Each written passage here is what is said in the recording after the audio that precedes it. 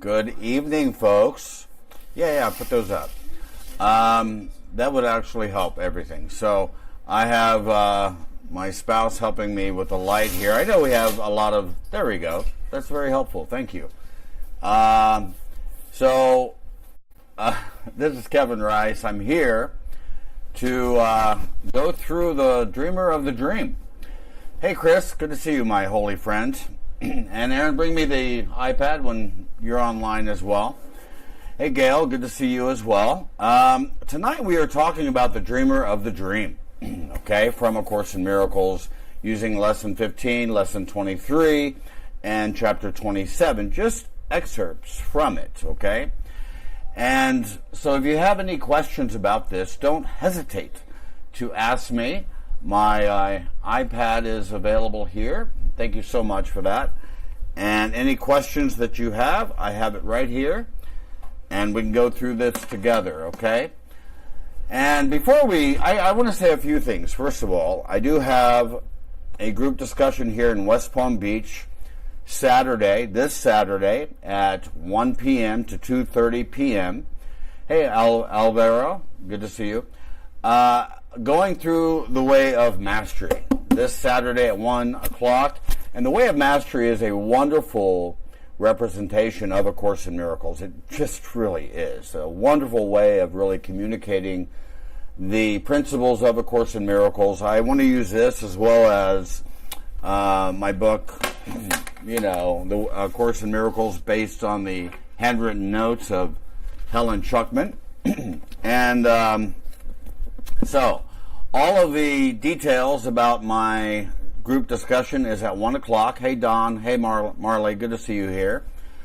And so if you have any questions about the detail, it's a $20 suggested love offering. No one will be refused because of financial difficulties or whatever. Keep that in mind.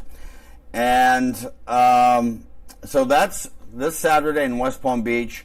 I'll also be a group discussion. I normally do it every month, the first Sunday of every month in Miami at Unity on the Bay, but because of Easter, we're going to move it to the next week, April 8th, I think it is, in Miami at Unity on the Bay. Go to unityonthebay.org and see the details for this as well. And I'll see you, hopefully, here in West Palm Beach this Saturday at 1 o'clock or April 8th in Miami at Unity on the Bay, okay, which is my home church in the city of Miami. And the United Metaphysical Church is my home here in West Palm Beach. So I've got both things here. My best friend, Reverend Chris Jackson, is a senior minister at Unity on the Bay in Miami. Obviously, you all know him. And Reverend Justin Terry here at United Metaphysical Church in Lake Worth, which is a wonderful church, by the way.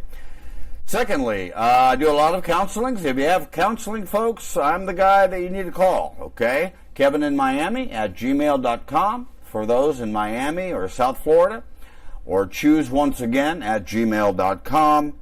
Also, for those of you who know Willa Jackson, she's always referred to me as her adopted son. She passed away recently, and we're having a memorial for her at Unity on the Bay this Sunday at 4 o'clock, okay? And she's the mother of Reverend Chris Jackson at Unity on the Bay, too. So we're going to have a memorial for her, okay?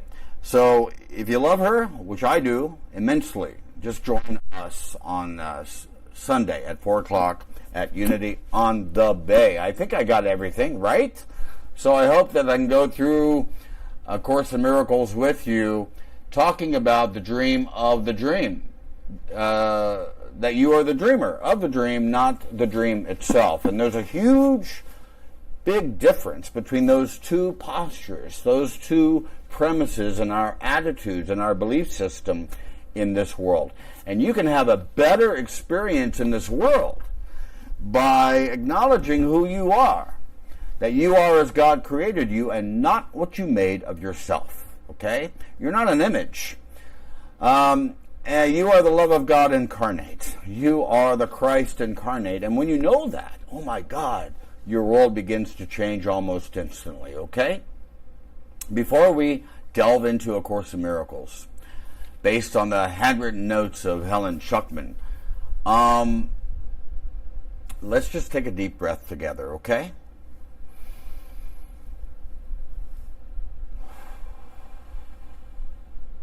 Hey, Sylvia. Just let it go. Let's take another deep breath.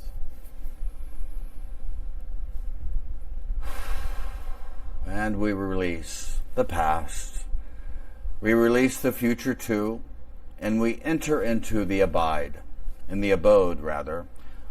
of heaven. Heaven is here. There is no other place. Heaven is now. There is no other time. And you and I can communicate with each other right now by, first of all, acknowledging the presence of holiness, the sacred nature that you and I consist of right here and now. That I approach this time with you as I would an altar dedicated unto God the Father and to God the Son. And I hope that you do the same thing as well, as we suspend judgment entirely about the world, our opinions, our evaluation of the world, everything. And we let it go. I loose the world from all I thought it was. I loose the world from all I thought it was. I let go of my egoic interpretations. And then I allow an informed voice instead to arise in my mind to give me direction and guidance and so forth. Hey, Bob. Hey, Tom. Hey, Sylvia, Marley, Don, Alvaro, I'm going to say that properly, Alvaro, okay, there we go, maybe, Linda, Aaron Adams, Gail, Chris Anderson, all of you are joining me this evening. Thank you so much. And look, if you have any questions as we delve into A Course in Miracles, folks, I'm here for you, okay? I'm here to set you on the right path, okay? So, let me put my iPad here. Okay, a few things here before I get into A Course in Miracles regarding the principles and the theoretical foundation of A Course in Miracles and the way of mastery. You know, right now, my spouse is having a call to health right now. Okay, Aaron Adams. And you can see it on my page and so forth regarding his throat and so forth.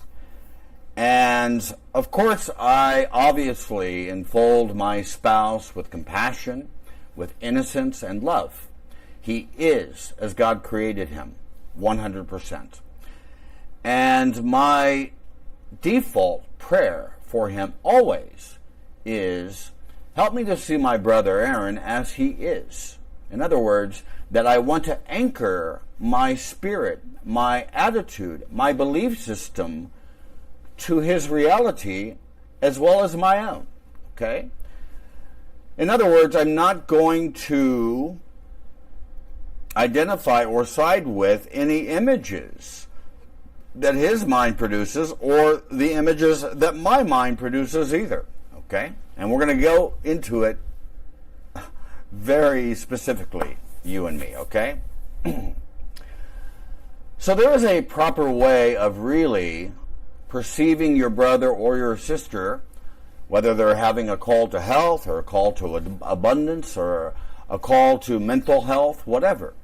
We can bring a level of healing to the entire environment if we posture ourselves in a way that we are in alignment with the will of God, not our own egoic will, okay? And this is what we're talking about tonight. And because of all of this, I think it was last night I was talking to Chris Jackson, and we always talk about A Course in Miracles or the Way of Mastery, which he loves, by the way.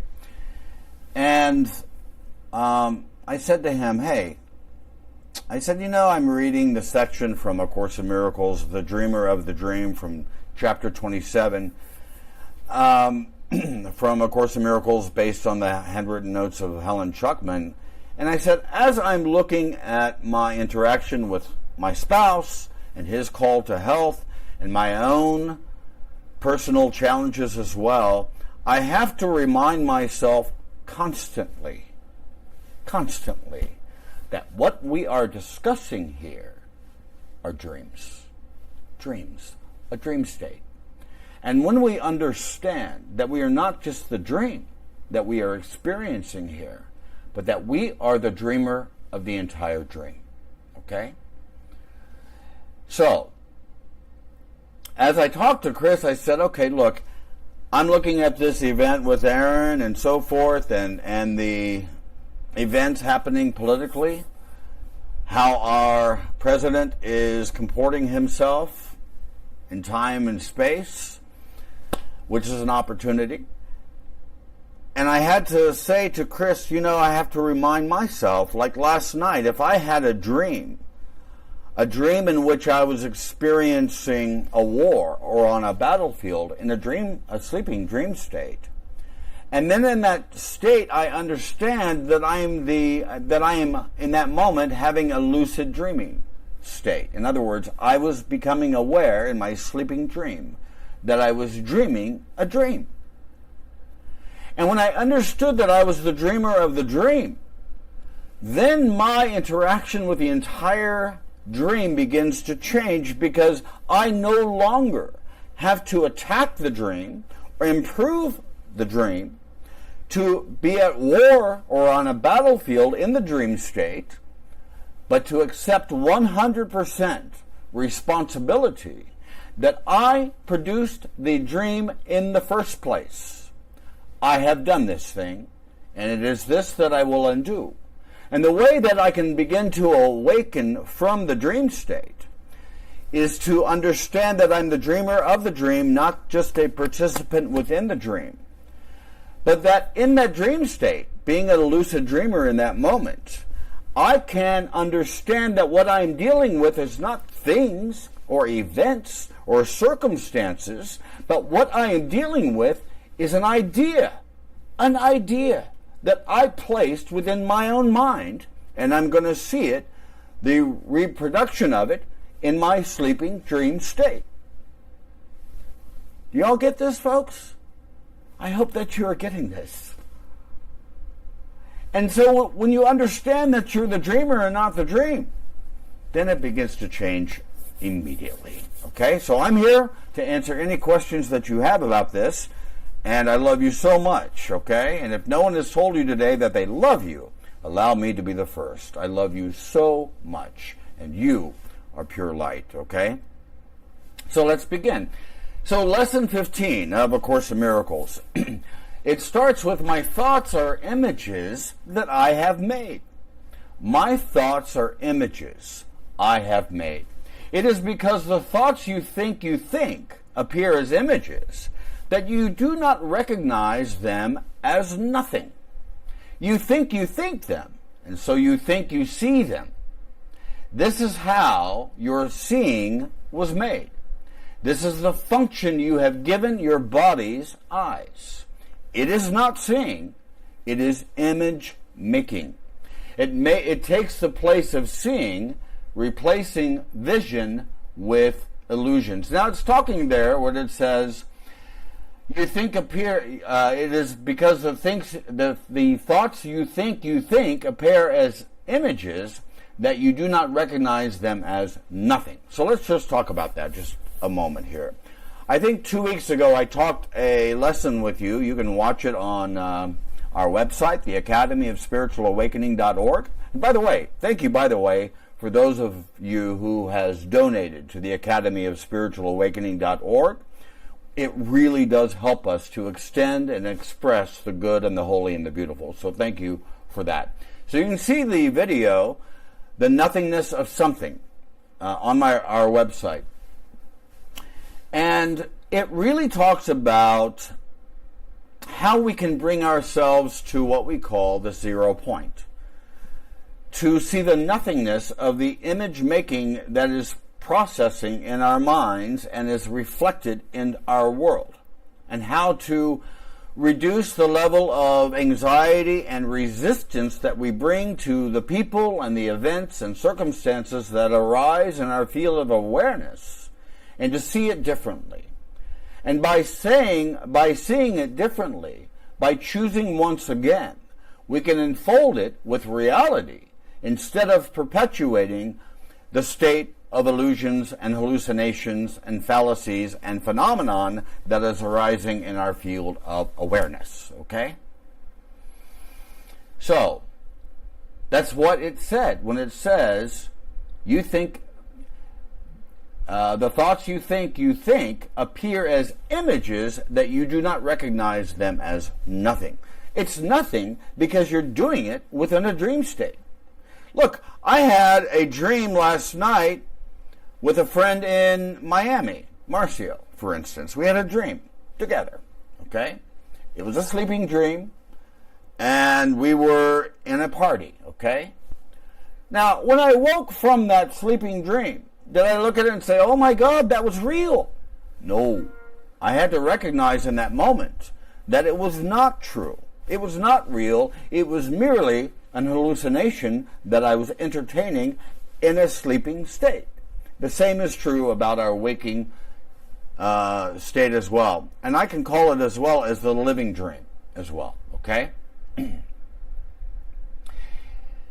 Now, it says where it says you think them, okay?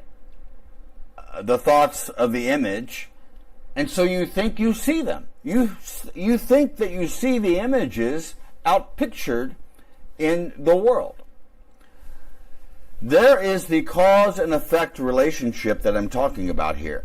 Look, in your dreaming state, your sleeping dream state, there is a cause and effect relationship in a sleeping dream state.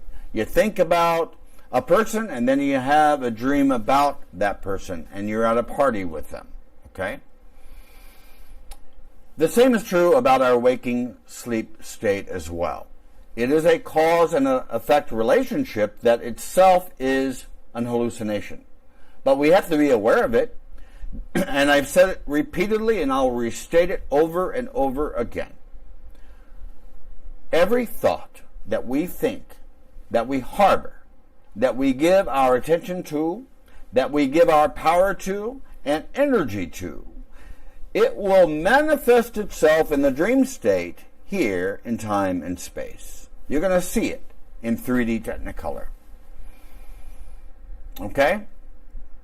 If my mind is full of conflicted thoughts, I'm going to see a world conflicted. If my mind harbors a thought of attack, I'm going to see it in the 3D Technicolor in my dream. If my thought, my idea that I'm placing in my mind is an idea of lack and scarcity and limitation, my experience in the dream state will reflect that. This is why all miracles, all gifts that the universe gives us in this state, this dimension, arises when I align my mind with the will of God, with the will of reality, and let go easily the illusions that I entertain from time to time. You get this, folks? You think them. You think them. That means that you are aligning yourself with the voice of fear. How do I know when I am entertaining a voice of fear? When my mind identifies with a past image or a future expectations that I'm entertaining in my mind. And so therefore, I'm immediately closing myself from the comforts of the eternal timeless now, being here now, and instead I'm entertaining thoughts of the past and the future, and therefore I am immediately sleeping dreams of sickness, dreaming a dream of death, dreaming a dream of attack, a dream of depression and despair and anxiety. Okay, so let me just go to the next one here. In lesson 23, and by the way, I want to say before into lesson 23, I want to respond to what happened in lesson 15 that I mentioned an excerpt from it, okay?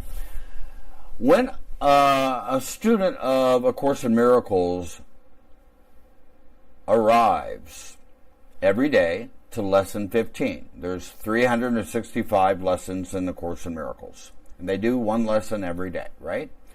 And when you got to lesson 15, this happened to me, when I was like 20 years old. And I'm 48 right now, so you do the math. A long time ago. And I started my journey with A Course in Miracles. At that time, I was a fundamentalist Christian evangelist in Kansas City. And that's where I changed my mind in that moment. And it happened because of this lesson, lesson 15. And because on the lesson, in lesson 15, it says there, and I'll just read it to you. I should have copied that and put it here as well. But in the lesson 15, it says, I'm right here.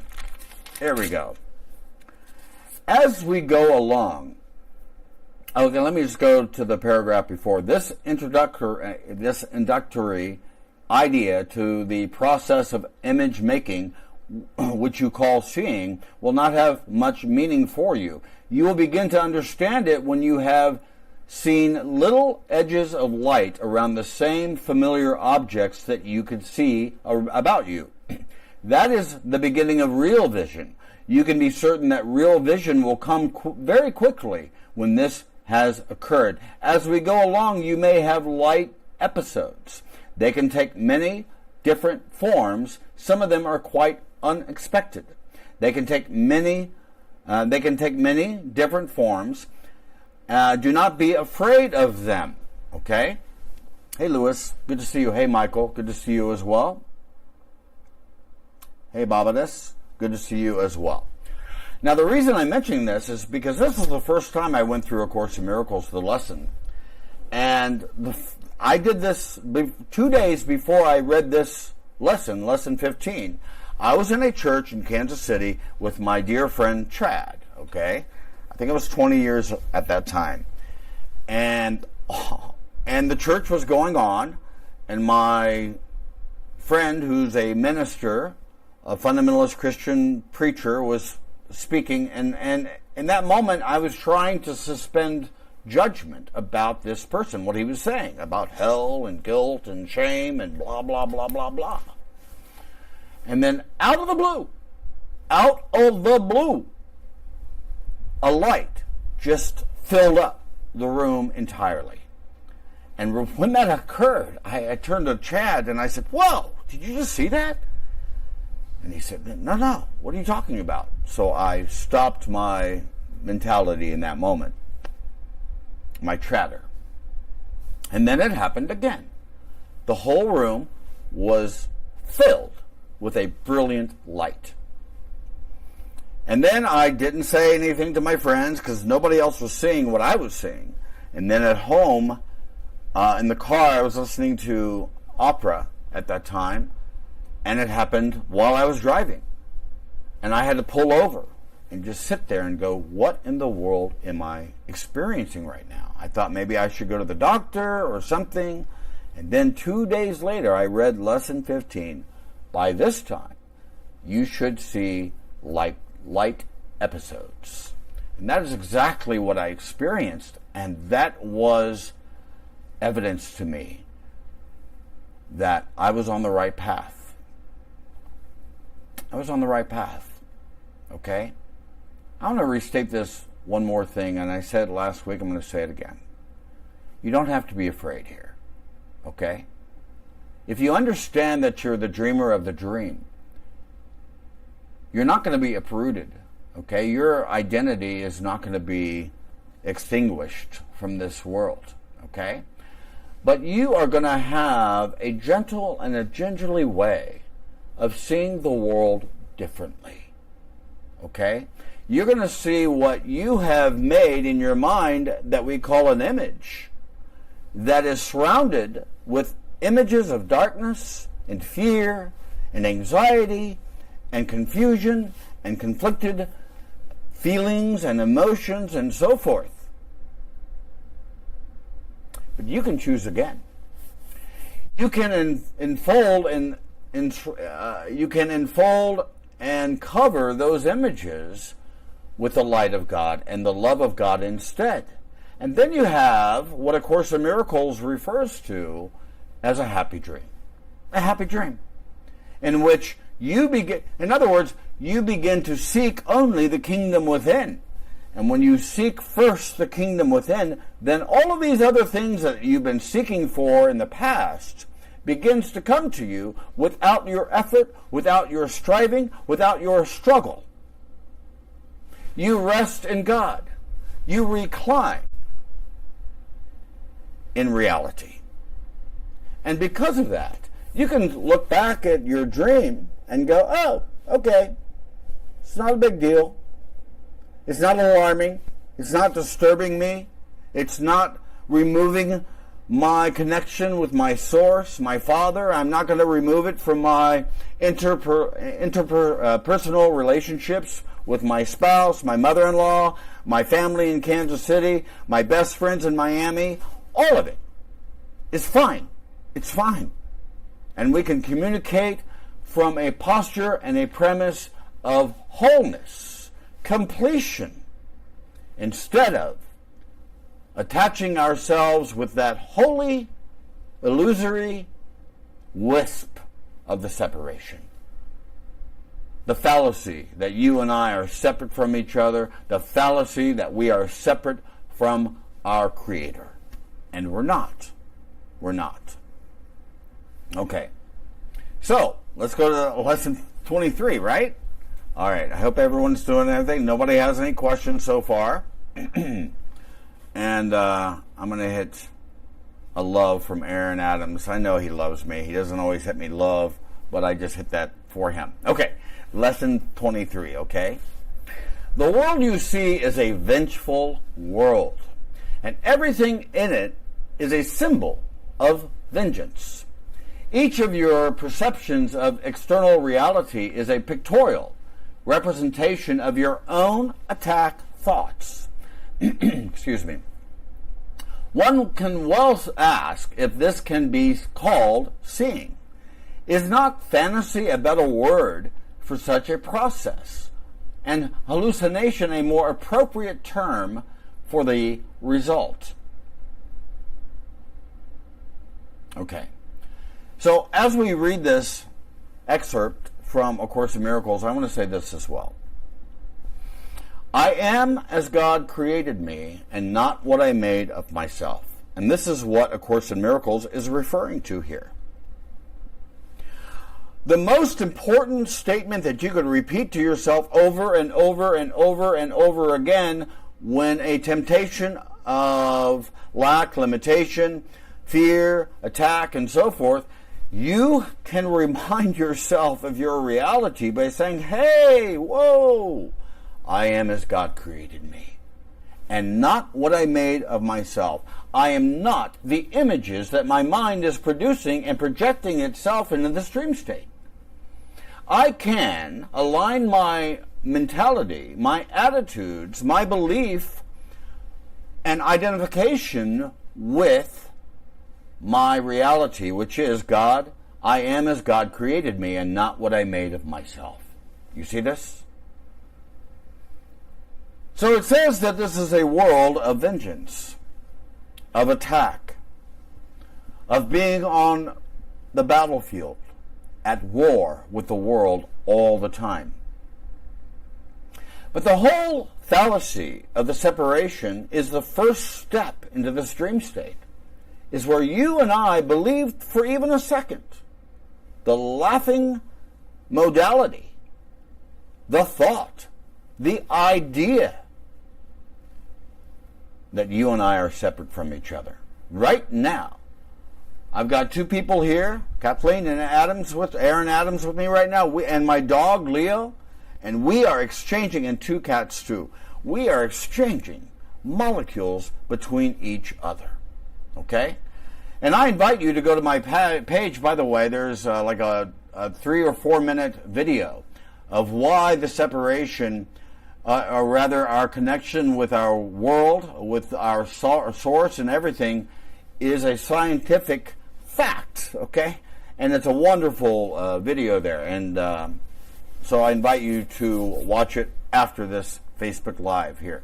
Hey, Richard, good to see you, my holy brother. And also Lori and Yada and Elizabeth and Luis. All of you, thank you for joining me today. So, again, you say, Kevin, I'm in a dream state. Yeah, you are. Okay? And that dream state is full of attack. It's full of thoughts of judgment, evaluation, and so forth. And because of it, it is a symbol, an idea of vengeance. That I have to take vengeance upon the world for what it has done to me. Because most people in this world are not happy. They're not experiencing bliss. They're not experiencing the joy of God. And because of it, what do? They blame the world for their woes, their sadness. And therefore they become victimized, and take an identification to become victimhood every day. Okay? Each of your perceptions of external reality is a pictorial representation of your own attack thoughts. So, let me give you an example here of an attack thought. Okay? You say, Kevin, I never attack anybody physically. I never attack anybody emotionally or with my feelings or thoughts. Look, folks, you do. Almost every day. Every day when we look out into this dream state and we begin to attack a person for not dressing properly, or that we begin to attack a person who is lazy, or a person who is not mindful of my presence here, when I don't like what my father did, or my mother did, or my brother or my sister did, in those moments, I am attacking not my brother and my sister, I am attacking myself. I am attacking a dream that I myself produced. So this is why I have to refrain from judgment or evaluation or definitions or labels when I do that, because I know that I make the dream more dense and more real. And it's not real. Again, your reality is not lost to you. Okay? You're not ever going to lose your awareness of your reality. But you can sleep yourself through it. And thinking that you're dreaming a dream of retribution, a dream of attack, a dream of war, a dream of competition, a dream of comparisons, a dream of death. We can choose again. We can choose again. You see the world that you have made, but you do not see yourself as the image maker. You cannot be saved from the world, but you can escape from its cause. This is what salvation means. For where is the world you see when its cause is gone? Vision already holds a replacement for everything you think you see now. Loveliness can light your images, and so transform them that you will love them, even though they were made of hate, for you will not be making them alone. So, you don't see yourself as the image maker. In other words, you think, oh, I'm just a victim of the world. Okay? So you don't see yourself as the mind that is actually producing those images in your mind, and then you're going to divorce yourself as well when it produces the projection of it in 3D Technicolor in the dream state. Okay? So your ego can easily say, well, of course I'm a victim of my husband, my wife, my awful father, or my terrible mother, or whatever it is. My friends, you're not a victim of this world. You are the producer of every experience of suffering, of sadness, and distress that you are experiencing in time and space. Okay? You don't like that, folks? Email me. Give me a question, and I'll answer it for you, okay? Now, it talks there as well about vision here being a replacement of your image-making inclinations, okay? So, the Holy Spirit, when we went into this dream state experience of the separation, of death, an attack, and so forth, the Holy Spirit then, the Spirit of love, whatever you want to call it, I don't care, placed within our minds a way to see our reality instead. And this is why I say to you, you don't need to be afraid. Be not afraid. Jesus had to say it repeatedly to the disciples in the New Testament. I think he said it at least 30 times. Be not afraid.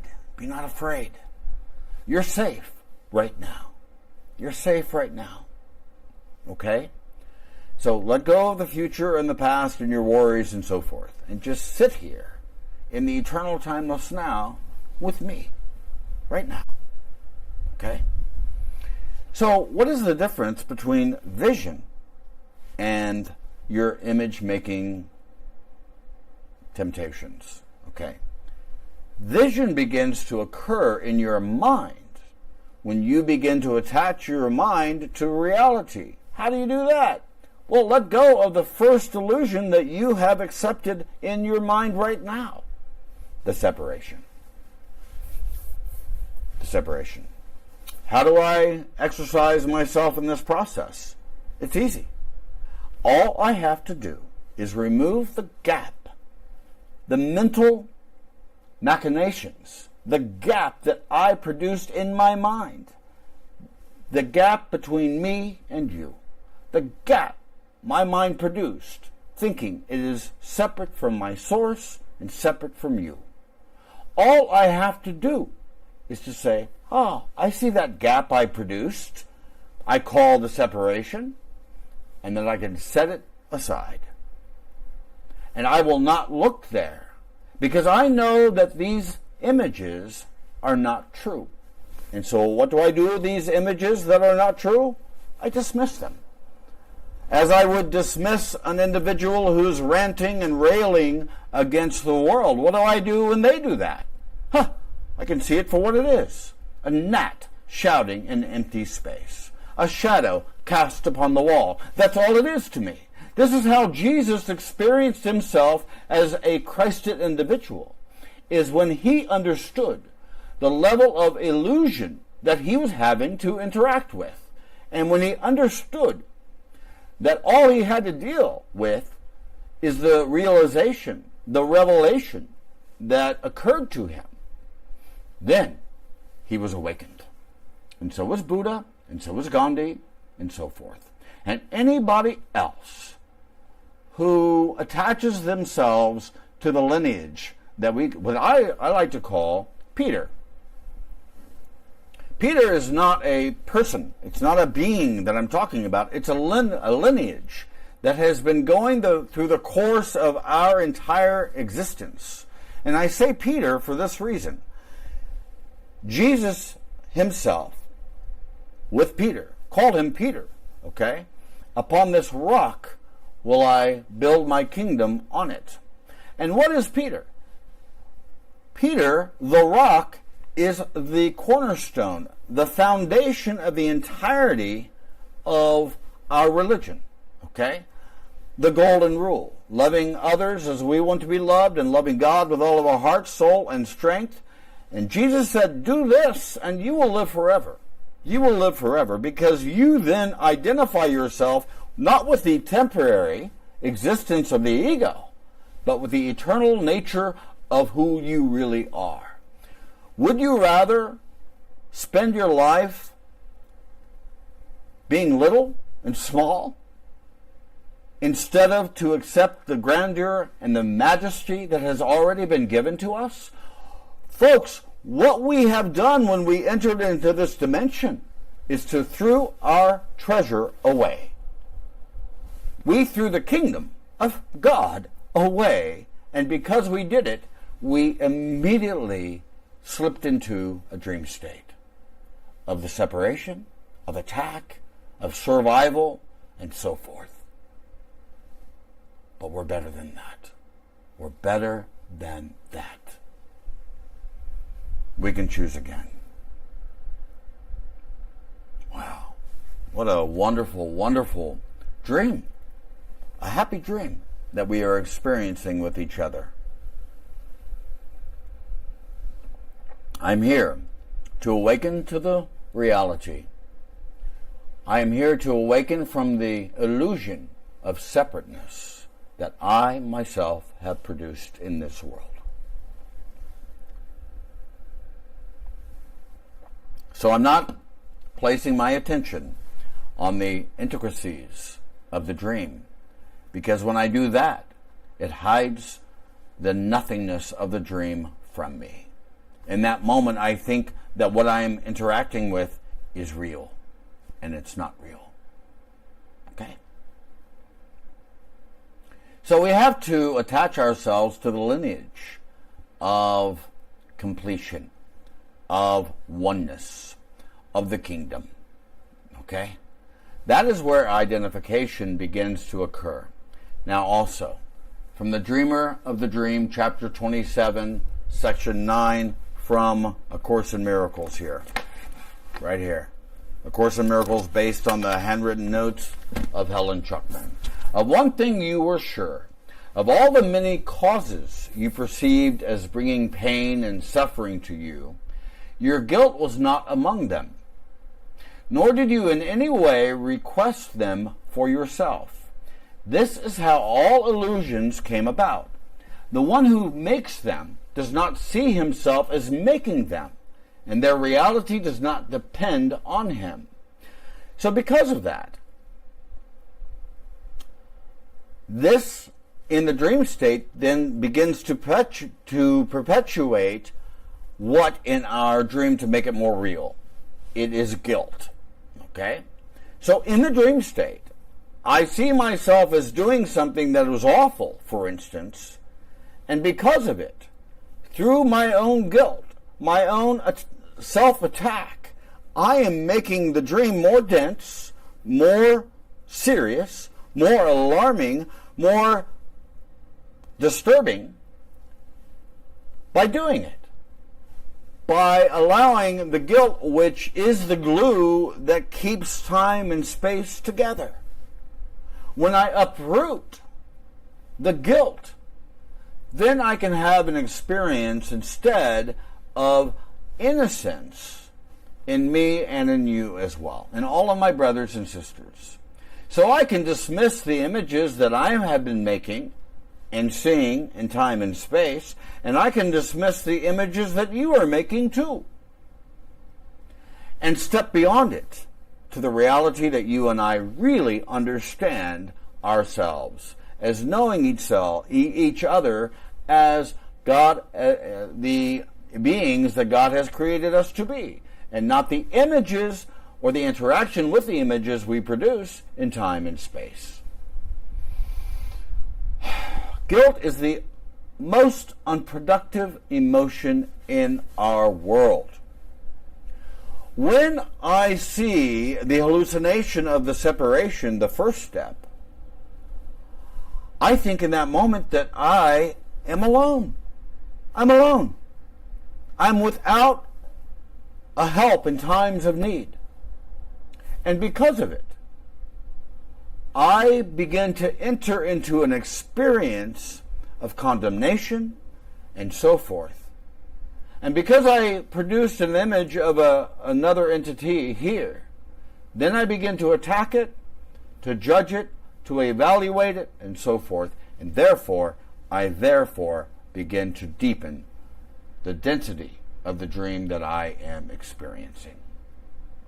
No one can waken from a dream the world is dreaming for him. So in other words, in that moment you think that somebody else is producing these images and not you. So you want to displace your responsibility of producing this to somebody else. This person is the reason why that I'm experiencing suffering right now. This is the reason that I'm lacking and limited in my perception. This is the reason that I'm in an awful job. This is the reason I'm in an awful relationship with this person or whatever. My friends, the reason why we retrieve those projections back into our minds is to accept 100% responsibility for producing this dream in the first place. Okay? Personally and collectively. Our collective one mind. Okay? No one can waken from a dream the world is dreaming for him. He becomes a part of someone else's dream. He cannot choose to waken from a dream he did not make. Helpless he stands, a victim to a dream conceived and cherished by a separate mind. This is why I have restated this over and over again. You are not a victim of the world that you see. And this should be your key of freedom. Because right now, your freedom, your success, your happiness, your joy, your bliss has to come externally and not internally. And now I'm here to tell you that all of your happiness is an inside job, not an outside job. You in this moment can see yourself as who you are, the love of God incarnate, embodied here in time and space. This is the only picture, the victimhood. This is the only picture you can see. The one alternative that you can choose. The other possibility of cause if you be not the dreamer of your dreams. And this is what you choose if you deny the cause of suffering is in your mind. You get this? And this is what you choose if you deny the cause of suffering is in your mind. In other words, the moment that I try to displace my own responsibility to another person, another brother or another sister, another event or a job or our government and so forth, then in that moment I am denying the cause of the suffering that I'm experiencing in my own mind. And of course, in Miracles goes further by saying, be glad indeed it is. For thus are you free, for thus are you the one decider of your own destiny in time and space. The choice is yours to make between a sleeping death and dreams of evil or a happy wakening and joy of love. You see this? So you've got two choices there, right? You've got two choices here. Not 1,000 choices. You've got two. Life or death. Love or fear. You're either the dream itself, and therefore a victim, and suffering because of it, or you're the dreamer of the entire dream. Okay? Happiness is an inside job. What could you choose between but life or death, waking or sleeping, peace or war, your dreams or your reality? Okay? Hey, Nicole Muller, Nicole Van Dyke too. All of these Nicoles are arising in my field of awareness. Hey, Richard, Lori, Yida, all of you here joining me here today, thank you so much for your participation here in time and space. And that we're here to awaken from the illusion of separateness that you and I together produced in this mind. Okay? So it's our responsibility to bring ourselves to a 0 point.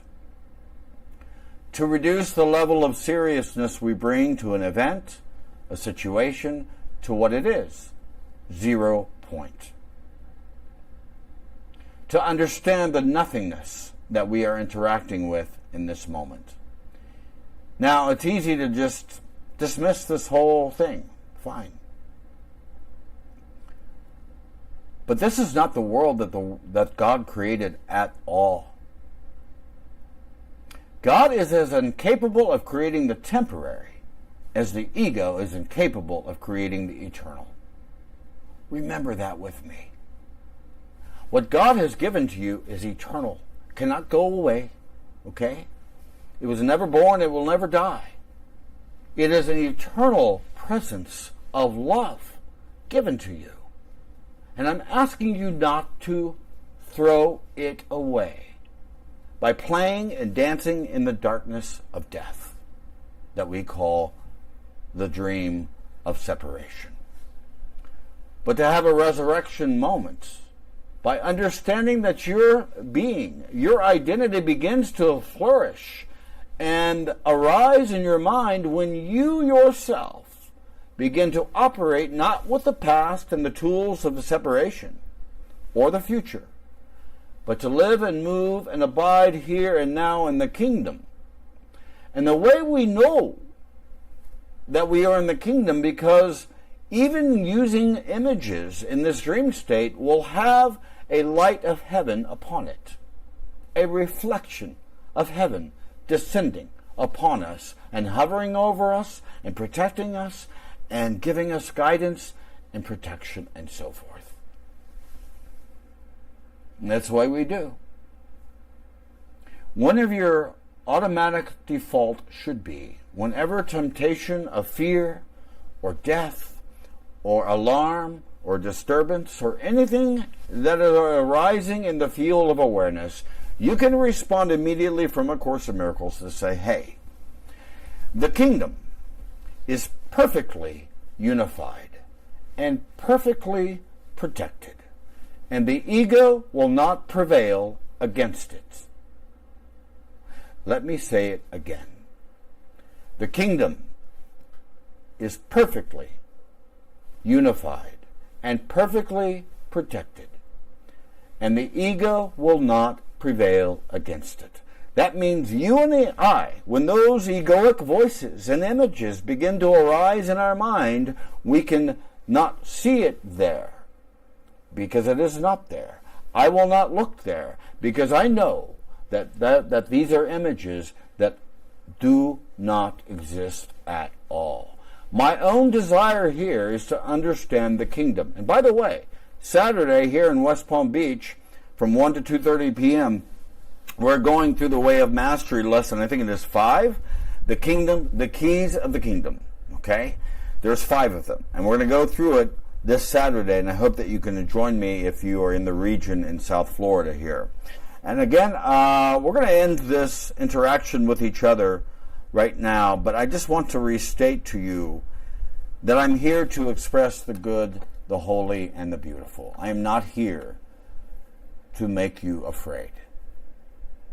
I'm actually giving you an ingredient of freedom, of total responsibility for all of your emotions, your feelings, your ups and downs, to bring you a sense of stability, that you have a foundation that you can navigate now through time and space, knowing that you're not without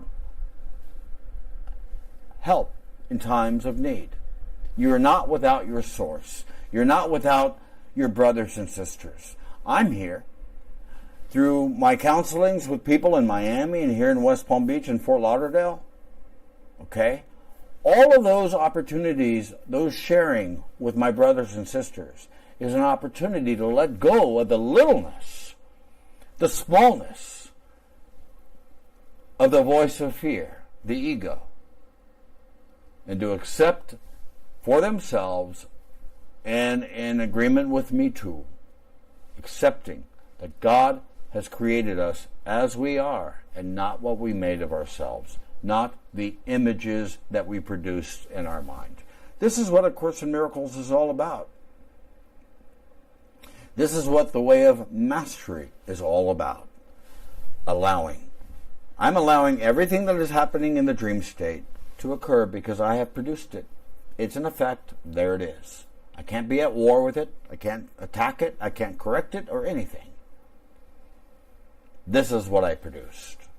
But I can put another thought, another idea into my mind instead. This is not a world of things and events and circumstances and so forth. It is a world of ideas. Your mind is an idea of God. And your purpose and your function and your desire in this world is to extend that thought, that idea of love to a world, a sleeping dream world, who thinks it is without perfect love, that it is without, it thinks without perfect joy, without the kingdom, the inheritance, the legacy that has already been given to us. We don't have to throw it away. Just as the prodigal son returned back to the kingdom, you and I can do the same thing by awakening ourselves to our reality as perfect children of the light, children of the day, expressing the good, the holy, and the beautiful. And if no one has told you today that they love you, allow me to be the first. I love you so much. And thank you again. Go to our website, the Academy of Spiritual Awakening. Thank you again for your donations to the Academy. And I'll be here in West Palm Beach this Saturday at 1 o'clock and Miami on April 8th at Unity on the Bay. And remember me, one more thing with me here. Only loving thoughts. That begins to break the light into a dream of darkness. And when we perpetuate in our minds only loving thoughts, then our experience in time and space will reflect that loving experience. Okay? I love you so much, and have a blessed day.